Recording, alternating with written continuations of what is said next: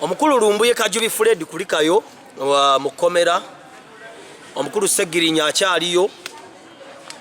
Nyinzo gama tumusabire ate kuludwa nanga tetumusabira.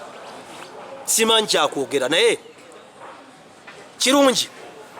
Obula nsasira nnyo abantu abakero okugoberera abantu abalina obuzibu n'amateeka. I pity you all who follow those people who have problems with the law. Tichawo baba basobola okukera ne bamusiba ebweru. Gyamaze ebbanga. Ng'amanyi nti omuntu asobola okubeera ebwati nga omuntu amanyi procedures ebweru ne bamusiba. Then tayinza kuddamu kunsomesa. Kubanga omuntu agaba kyatalina. Bulijjo nkola ya mulabe ow'enkulaakulana omulabe w'obwavu aleeta obwavu ate okusinziira ku Bayibuli obwavu gwe musota kuba gulya nfuufu. Bulijjo nkola ya mulabe okuleeta diversion mu bwongo bw'abavubuka abato kubanga by'owulira what you hear is what you absorb in your minds and is what ekyo ky'obeera. Abavubuka leero tettanidde nnyo gobera balumbuye kino kibagamba buli kaseera. Nimuga Dr. Tiatuwala n'atagala balumbuye ayogera ku banne abavubuka mwettanidde nnyo okuwuliriza abantu nga Lumbuye abalina obuzibu n'amateeka. Bana Uganda Masasi ekizibu kiri nti buli omanyi location za business z'abana abantu weziri mugende muzooche. Mugende mwoche business z'abana abantu amakaga mubamanyi abaana bamanyi gye bali. Buli muna Uganda afa right now akosinga obulamu bw'abasajja ku family z'abantu nga bataano. Mukole petrol bombs muzimanyi bazikola. Otekamu amafuta ekitundu kyayo n'otekamu olugoye nga wakati otaddemu omusenyu n'ogikumako omuliro n'ogikasukiriza emmotoka za poliisi mukwate emisumali giyinki 8 oba muyinki 6 mugisongole mugisongola mugiwe mu kkubo emmotoka ya poliisi tebisobola kuvaawo kati mbwa tactics. Petrol bomb tezimanya emmotoka bya tear gas. Petrol bomb tezimanya ezo emmotoka za NRM. Petrol bomb tezimanya akeedize muzooche kubanga zino zonna taxpayers money zibadde bakozesa nkiddamu. Petrol bomb temanyina basirikale abaze mu Kampala okwetola. Petrol bomb emwe esobola okwokyakiriza abasajja zonna ne ziggwawo nkiddamu. Petrol bomb temanya ezo mmotoka n'obusajja obuze bukuba amasasi. Petrol bomb ebumala ekyokubiri kyokka emyaka baginawera 40 ng'oyingiza information wa Lumbuye penge kaye wisdom n'abalala ojja kubeera abo ng'ate olusi bava ddana mu nsi kubanga tebasobola kuwangala. Weewaawo waliwo abatalina amagezi abawangaala kibeerawo. Kati Lumbuye ngamba otya nti baakusiba gwe omusajja omugezi abadde asomesa ensi buli lunaku nonga nti baakusibira eweru tabampapula nga zaggwako. Secondly ebintu ebyali mu kusiba ko tebyali tebitegeerekeka. Simanya sente simanya biki okay ezo zeddiru zammwe n'abantu bemudiiringa nabo naye ndabula omuvubuka omu sigamba mwenna naye njogera n'omuvubuka omu wattanirenga ebintu by'amakulu.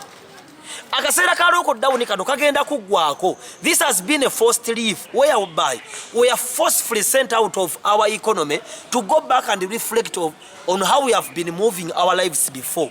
How can we better our lives? How can we change? How can we transform? How can we transit our lives from a low level to a high level or a medium level? Naye abasinga mumalirizamu nga muli mu politics nga muli mu kuwemula nga muli mu kuvuma nga muli mu kuwuliza Segirinya. Segirinya ali atandise bulungi. Ye kansooke mbabuuze mmwe mwenna abadde bawoza Segirinya Mr. Update ani yakutte ekkubo genda ekitali okumulabako? N'aba opposition basirise basooka ne beekyanga ennaku nga 2 ne bagenda okulanga emisango gya Segirinya giyinza okubeera emituufu nabo ne beekweka. Kati ali bwogu nyina yavuddeyo ng'akaaba ate n'abazadde mubuulire abaana bammwe mange Nakijoba si yasinga obugezi ne bwankubira Kasimu angamba Tobi wegendereze gavumenti wegendereze obulamu tobama Musumba Sala gyensabira ku kanisa agamba Tobi tambula obulamu step by step.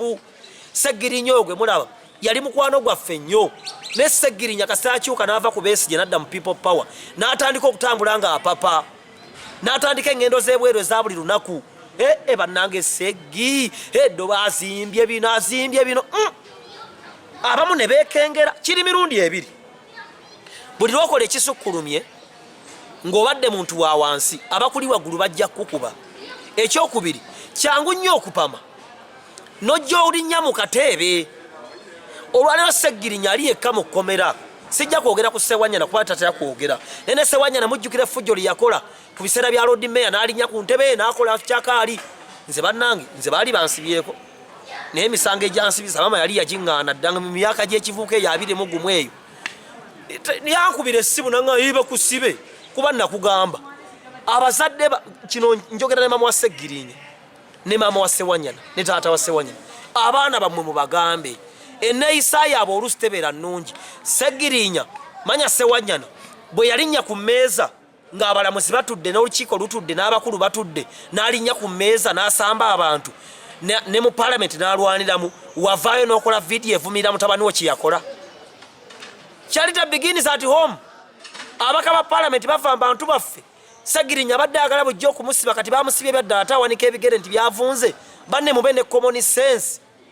Sseggirinya obadde otulaga ojja kgenda eruzira enzigi ozikuule ebiki kino okola katemba kyokka nga oli mubaka wa paalamenti okiikira abantu abali mu mitwalo 40 n'omusobyo. Bavubuka bannange tubeere beegendeeza ku buli kimu kye tukola. Dr. T nkola wane netowula ninabe mwemugamba muvuma because mumanyi njogera ku Bobi Wine ate temwagala ayogera ku ki Bobi Wine pozo ya muwagira ekyo sijja bafa kuba buli omayi n'endowooza ye naye nze ojja weetegereze video zange si walampa abantu nze ndi mulokole manyi I know the gravity of omusumba naye omusumba nvayo ne mwogera ku mumbeera ennungi kubanga nawe saagala kutuuka Museveni yampeerera ninawe simu walampa n'abali mu state house sibavumangako sinza kujja ngamba nalweiso oli musiru nalweiso muyisa mukama omukyalo omukulu omuyisa mukama nalweiso oli mubbi oli muki nsirika nembeerawo nga nkole miki kati ebyo abavubuka abamu tetumenya ka balansi tuba mabubami kati abantu nga Sseggirinya ati tukyatuba w'amatu Sseggirinya yamanyi oba yakola emisango bati yakola ki naye nze mbalabula every time olwaleero byowuliriza olabye otwalanga ebyamakulu enkya byojja okubeera.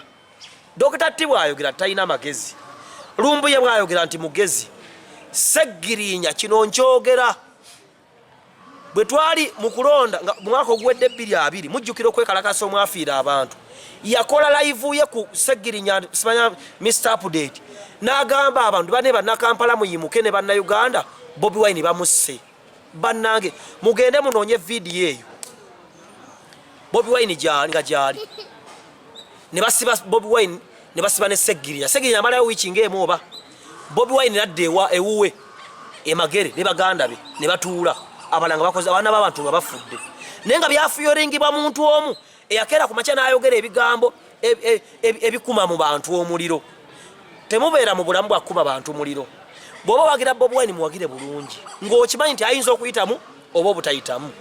Abakulembeze mu basseemu ekitiibwa mugoberere protocol tomalaga bama mu bulamu.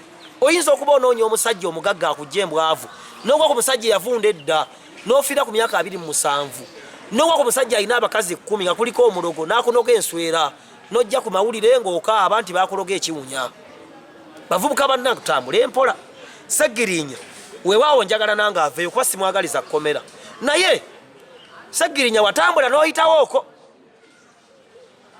ne tutandika okweraliikira Sseggirinya ng'akuze mangu ng'ensogasoga ng'akuze mangu ng'epaapaali ate wali paapaali mala myaka 2 likula mangu ne lifaaki mangu.